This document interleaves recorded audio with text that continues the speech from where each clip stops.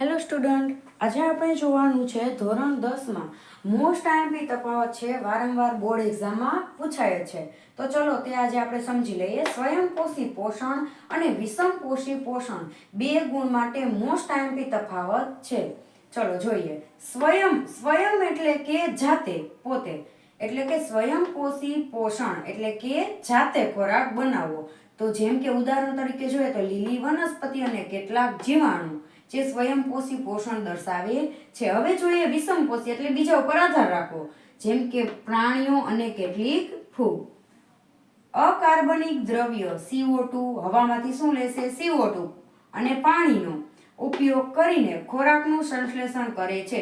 સ્વયંપોષી પોષણ પદ્ધતિ દર્શાવતા હોય એટલે જેમ કે લીલી વનસ્પતિ તે હવામાંથી અકાર્બનિક દ્રવ્ય કાર્બન ડાયોક્સાઇડ અને જમીનમાંથી પાણીનો ઉપયોગ કરીને ખોરાકનું સંશ્લેષણ કરશે.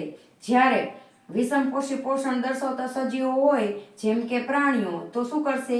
કાં તો વનસ્પતિને ખાશે અને કાં તો શું કરશે? બીજા પ્રાણીઓનો ખોરાક તરીકે ઉપયોગ કરશે, એટલે કે અન્ય સજીવમાંથી ખોરાકનો ઉપયોગ કરશે. ચલો હવે જોઈએ ત્રીજો પોઈન્ટ.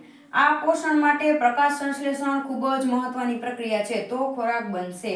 અને આમાં વિષમપોષી પોષણ માટે પાચનની ક્રિયા અગત્યની છે, તો ગ્લુકોઝ બનશે. તો આ મેઇન તફાવત છે અને વારંવાર પૂછાય જ છે, તો પ્લીઝ સ્ટુડન્ટ કરી લેજો.